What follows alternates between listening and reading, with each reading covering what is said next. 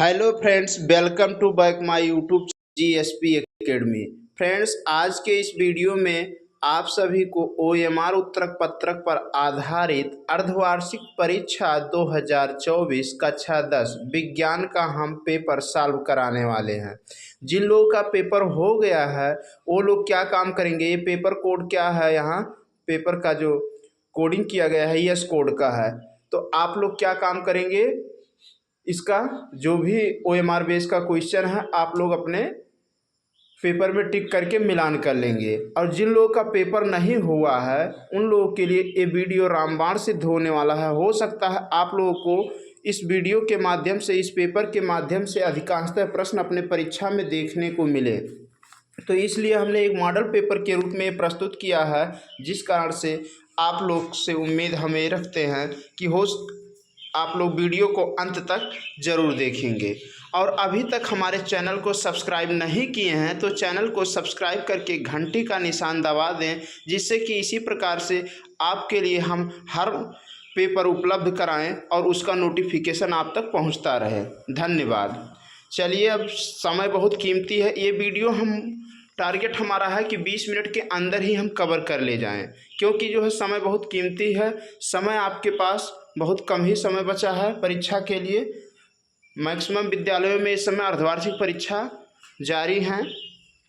तो चलिए देखा जाए, इसमें ये खंड आ में बहुविकल्पीय प्रश्न तथा खंड बा में वर्णनात्मक प्रश्न रहेंगे। इस पेपर में 20 नंबर जो दिया गया है, पूर्णांक 20 और प्लस 50, इसका मतलब क्या है, 20 नंबर जो है आपके ओएमआर बेस के रहेंगे और 50 नंबर जो आपके आंसर राइटिंग पर मिलेंगे। ये है, तो खंड आ में बहुविकल्पीय प्रश्न मिलेगा और जिसका गोला आप लोगों को ओएमआर में काला करके देना रहेगा उसके राइट आंसर पर। तो चलिए अब देखा जाए, खंड आ बहुविकल्पीय प्रश्न उपखंड का है, यानी कि ये फिजिक्स का खंड होगा, फिर खंड खा केमिस्ट्री का होगा, खंड गा ऐसे जूलॉजी का रहेगा जो उपखंड बने हैं। इसमें प्रकाश का वेग निम्न किस माध्यम में सबसे अधिक होगा। तो प्रकाश का वेग अगर देखा जाए तो निम्न किस माध्यम में सबसे अधिक होगा, निर्वात में सबसे अधिक होता है। तो यहाँ क्या होगा, आप जल पर टिक कर लेंगे या फिर जल, हाँ इसमें राइट आंसर हो जाएगा जल।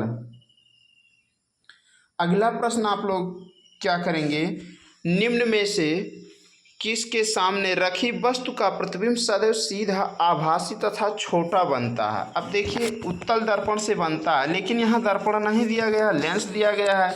तो इस पर आप लोग उत्तल लेंस, अवतल लेंस, समतल दर्पण, अवतल दर्पण और उसके बाद फिर क्या है, एक है उत्तल लेंस। तो यहाँ पर राइट आंसर क्या हो जाएगा, दूसरे का आ। नेक्स्ट है, स्वस्थ आँख के लिए स्पष्ट दृष्टि की न्यूनतम दूरी होती है, कितना होता है, 25 सेंटीमीटर, 50 सेंटीमीटर, 100 सेंटीमीटर अनंत पर। तो यहाँ राइट आंसर तीसरे का ये हो जाएगा। चौथा प्रश्न है, निकट दूर दृष्टि दोष के निवारण के लिए चश्मे में प्रयुक्त करना चाहिए। तो निकट दूर दृष्टि निवारण के लिए क्या होगा, अवतल लेंस, उत्तल लेंस, अवतल दर्पण, उत्तल दर्पण। यहाँ क्या हो जाएगा राइट आंसर इसका, अवतल लेंस। अगला प्रश्न क्या है, अंतरिक्ष यात्रियों को आकाश दिखाई देता है। तो अंतरिक्ष यात्रियों को आकाश कैसा दिखाई देता है, पांचवें प्रश्न का उत्तर देख लीजिए। फ्रेंड्स, आप लोग को ये वीडियो कैसा लग रहा है, please like share subscribe comment करना ना भूलें। अंतरिक्ष यात्रियों को आकाश कैसा दिखाई देता है, तो बैगनी, नीला, काला, सफ़ेद। तो अंतरिक्ष यात्रियों को इसका राइट आंसर हो जाएगा, आप लोग टिक कर लीजिए, काला दिखाई देता है। आगे है, विद्युत धारा का एसआई मात्रक है। तो विद्युत धारा का एसआई मात्रक कूलाम, एम्पियर, ओम, जूल। तो क्या हो जाएगा इसका राइट आंसर बी हो जाएगा, विद्युत धारा का एसआई मात्रक क्या है, एम्पियर है। आप लोग कमेंट बॉक्स में एसआई का फुल फॉर्म बताएंगे, एसआई का फुल फॉर्म क्या होता है। अगला प्रश्न क्या है, सातवां प्रश्न, एक अश्वशक्ति बराबर है। तो एक अश्वशक्ति बराबर कितने के है, 726 वाट, 736 वाट, 756 वाट, 746 वाट। तो कार्य ऊर्जा और सामर्थ्य वाले चैप्टर में आप लोग को पढ़ाया गया होगा, इसका क्या है उत्तर हो जाएगा 746 वाट हो जाएगा। 746 वाट पर आप लोग टिक कर लेंगे। आगे दिया गया है उपखंड खा। उपखंड खा में जो है रसायन विज्ञान के बहुविकल्पीय प्रश्न हैं। इसमें आप लोग देख लीजिए, शुद्ध वायु है एक समांगी मिश्रण, धातुओं का मिश्रण, यौगिकों का मिश्रण और इनमें से कोई नहीं। तो इस पर राइट आंसर आप लोग टिक कर लीजिए, क्या होगा, एक समांगी मिश्रण है। अगला प्रश्न है, वह प्रक्रिया जिसके कारण चांदी के ऊपर काली परत व तांबे के ऊपर हरी परत चढ़ाई जाती है कही जाती है, तो क्या है, यहाँ संक्षारण हो जाएगा इसका राइट आंसर। उदासीनीकरण दिया गया है, ऑक्सीकरण दिया गया है, अपचयन दिया गया है, संक्षारण दिया गया है। आप लोग जो इसमें टिक लगा है ब्लू कलर से या ब्लैक कलर जो भी आपको दिखाई दे रहा है, वैसे तो ब्लू कलर से पेपर में टिक लगा था, लेकिन क्या है पीडीएफ बनाते समय ब्लैक में दिखाई दे रहा है। तो है क्या, आप लोग इस पर मत जाइएगा, ये गलत लगाया गया है। एक स्टूडेंट का पेपर है तो उन्होंने जो भी क्वेश्चन जैसा भी समझ में आया उन्होंने वैसा लगाया। क्या 9वें प्रश्न का यहाँ राइट आंसर क्या हो जाएगा, डी ऑप्शन हो जाएगा। उसके बाद फिर अगला प्रश्न है, 1 बिलियन लाल लिटमस को नीला कर देता है, इसका पीएच मान संभव है। तो देखिए, अम्ल नीले लिटमस पेपर को क्या काम करते हैं, अम्ल लाल लिटमस पेपर को, यहाँ दिया गया है 1 बिलियन लाल लिटमस पेपर को नीला कर देता है, इसका पीएच मान संभव है। तो लाल लिटमस पेपर को नीला कौन करता है, अम्ल करता है, अम्ल नहीं क्षार करता है। अम्ल तो क्या है, लाल करता है नीले लिटमस पेपर को। तो यहाँ दिया गया है लाल लिटमस पेपर को नीला कर देता है, तो इसके लिए क्या है, जो पीएच मान 7 से ऊपर होता है वही क्या है, क्षार कहलाते हैं। तो यहाँ हो जाएगा right answer option number D 8। अगला प्रश्न देखा जाए, क्या है, कैल्शियम फास्फेट का सूत्र है। तो कैल्शियम फास्फेट का सूत्र CaPO3 का होल ट्वाई CaPO4 CaP2O4 Ca3PO4 का होल ट्वाई। तो क्या हो जाएगा इसका राइट आंसर, 11वां प्रश्न का option number C right answer हो जाएगा, Ca3PO4 का होल ट्वाई। ये देखिए रसायन विज्ञान का है। रसायन विज्ञान से आप लोग के परीक्षा में 20 मार्क्स आने वाले हैं, बाकी 25 मार्क्स फिजिक्स, 25 मार्क्स केमिस्ट्री से, जिसमें बहुविकल्पीय और क्या है वर्णात्मक दोनों प्रश्न मिला करके रहेंगे। टोटल आपका पेपर 70 नंबर का होगा, 30 नंबर आपको प्रोजेक्ट कार्य के लिए मिलेगा। तो आप लोग को टारगेट करना है यूपी बोर्ड एग्जाम 2025 पर। आप लोग को हम बायोलॉजी से संबंधित मैक्सिमम चैप्टर का तथा क्या है मैक्सिमम बहुविकल्पीय प्रश्नों को हम करा दिए हैं क्लास 10th के साइंस का। आप लोग इसी चैनल पर हमारे उस वीडियो को पा जाएंगे। अभी तक आप लोगों नहीं देखे हैं तो उसको देखिए, जिससे कि आप अपने तैयारी में 4 चांद लगा सकें और बोर्ड परीक्षा में बहुत अच्छा नंबर ला सकें। अगला प्रश्न इसमें देखा जाए, सामान्य ताप तथा दाब में द्रव के रूप में पाई जाने वाली अधातु है। तो क्लोरीन होगा, ब्रोमीन होगा, फ्लोरीन होगा, आयोडीन होगा। अब यहाँ राइट आंसर क्या हो जाएगा इसका, ब्रोमीन। अगला प्रश्न है, निम्न में से कौन सा तत्व धात्विक है। फास्फोरस है, हीलियम है, लिथियम है, सल्फर है। तो यहाँ राइट आंसर लिथियम हो जाएगा। नेक्स्ट उपखंडगा है। उपखंडगा जो जीव विज्ञान का प्रश्न है, इसको देख लीजिए आप लोग, क्या है 14वां प्रश्न, सिस्टएप्सिन एंजाइम क्रिया करता है। तो क्या है, सिस्टएप्सिन एंजाइम किस पर क्रिया करेगा, ये आप लोग टिक कर लीजिए, प्रोटीन पर। नेक्स्ट रुधिर क्या है, शुद्ध रुधिर को शरीर के विभिन्न भागों में ले जाती है। तो शिराएं, महाशिरा, दायां लिंग, महाधमनी। तो क्या होता है, शुद्ध रुधिर को शरीर के विभिन्न भागों में ले जाती हैं कौन, धमनियां ले जाती हैं। तो यहाँ धमनियों में केवल महाधमनी दिया गया, इसलिए आप लोग राइट आंसर टिक कर लीजिए, महाधमनी इसका राइट आंसर हो जाएगा। अगला प्रश्न क्या है, क्लोरोफिल अवशोषित करता है। तो जल है, खनिज लवण है। आगे देख लिया जाए, क्या है 2 ऑप्शन दूसरे पेज में है, प्रकाश ऊर्जा और ऑक्सीजन। तो इसका राइट आंसर आप लोग टिक कर लीजिए, क्या है, प्रकाश ऊर्जा होगा, ऑप्शन नंबर सी। अगला प्रश्न है, कूपिका वायु कोष्ठिका पाई जाती है। तो किस में, यकृत में, फेफड़ों में, आमाशय में, जीभ में। तो क्या होता है वायु कोशिका, आप लोग को ऑफलाइन क्लास में श्वसन तंत्र जैव प्रक्रम वाला जो चैप्टर है उसमें श्वसन तंत्र के बारे में पढ़ाया गया है, और हम ऑनलाइन भी इस चैनल पर पढ़ाए हैं। तो क्या होता है, फेफड़े में जो है वायु कोष्ठ पाए जाते हैं, जिसको इंग्लिश में एल्वुलाई बोलते हैं, वही फूलता और पिचकता रहता है। तो क्या है, ये दोनों तरफ फेफड़ों में पाए जाते हैं, राइट एंड लेफ्ट दोनों में। तो इसका राइट आंसर क्या हो जाएगा, आप लोग टिक कर लीजिए, ऑप्शन नंबर बी राइट हो जाएगा, फेफड़ों में। हार्मोन क्या है, तो हार्मोन देखिए प्रोटीन होता है, एमिनो एसिड, साधारण कार्बोनेट, जटिल कार्बोनेट। यहाँ जो है हार्मोन क्या है, तो हार्मोन प्रोटीन नेचर का होता है। कई हार्मोन जैसे ग्लूकेगान है, इंसुलिन है, ये सब क्या है, प्रोटीनियस नेचर के होते हैं।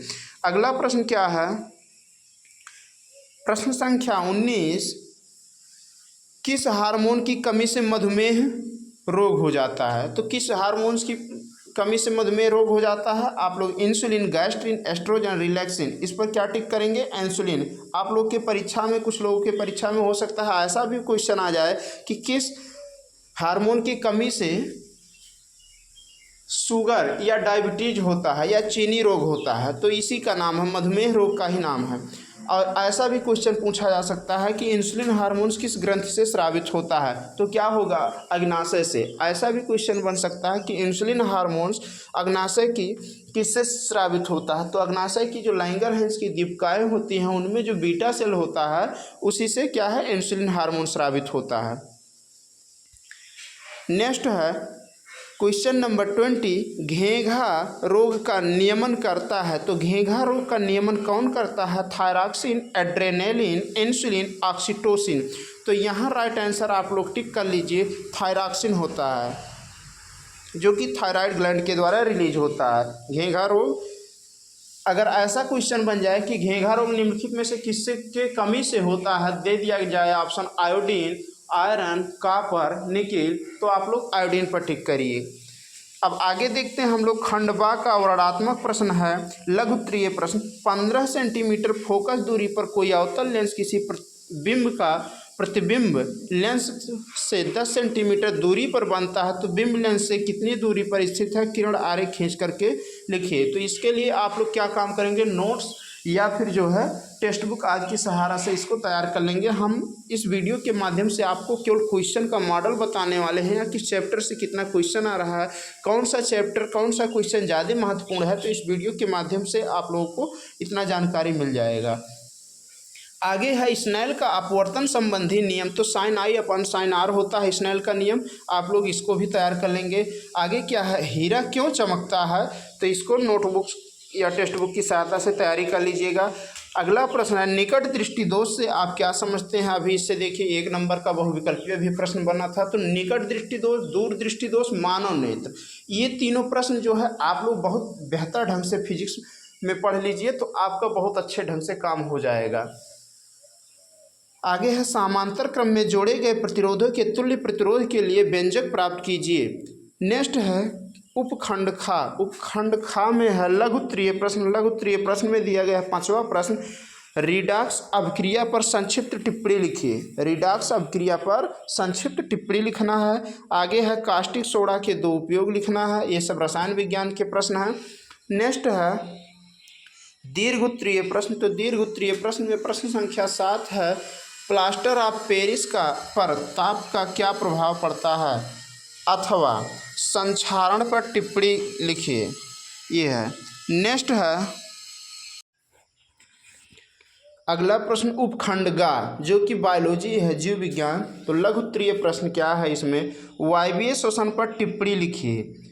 वायवीय शोषण, शोषण क्या होता है, भोज्य पदार्थों का जैव रासायनिक ऑक्सीकरण शोषण कहलाता है। शोषण 2 प्रकार के होते हैं, ऑक्सी शोषण, अनॉक्सी शोषण। ऑक्सी शोषण को ही वायवीय शोषण के नाम से जाना जाता है। तो वायवीय शोषण वह शोषण होता है जो वायु की उपस्थिति में होता है। इस शोषण के दौरान शरीर में लैक्टिक अम्ल या एथिल अल्कोहल आदि का निर्माण नहीं होता है।